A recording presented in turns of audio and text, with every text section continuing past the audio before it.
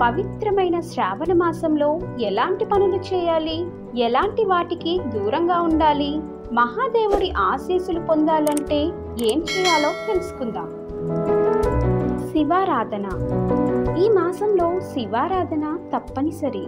శ్రావణ మాసంలో క్రమం తప్పకుండా శివలింగానికి అభిషేకం చేయాలి. పాలు, నీరు, పెరుగు, నెయ్యి, పంచామృతం ఉపయోగించి అభిషేకం చేయటం వల్ల ఉత్తమ ఫలితాలు కలుగుతాయి.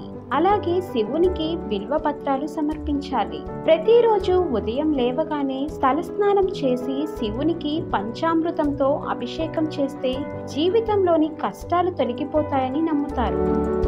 ఉపవాసం. శ్రావణ సోమవారం నాడు ఉపవాసం ఉండాలి. పరమశివుని ప్రత్యేక అనుగ్రహం పొందటం కోసం శ్రావణ సోమవారాలు ఉపవాసం ఆచరిస్తారు. మంత్రపఠనం. ఈ సమయంలో నిత్యం ఓం నమః శివాయ శివాయ అనే మంత్రాన్ని జపించాలి. ఈ మంత్రాన్ని పఠించటం వల్ల మనసు ప్రశాంతంగా ఉంటుంది. పరిశుభ్రత ముఖ్యం. ఇంట్లో పూజ గదిని ఎప్పుడూ శుభ్రంగా ఉంచుకోవాలి. స్నానం చేసిన తరువాత మాత్రమే శుభ్రమైన దుస్తులు ధరించి పూజలు నిర్వహించాలి. నిష్టగా, భక్తి శ్రద్ధలతో పూజ చేయాలి. తామసిన ఆహారం వద్దు.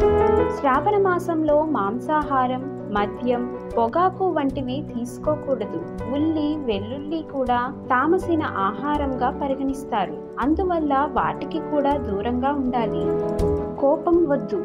ఈ సమయంలో ప్రతికూల ఆలోచనలు, కోపాన్ని నివారించాలి. ఇది మానసిక ప్రశాంతతకు భంగం కలిగిస్తుంది.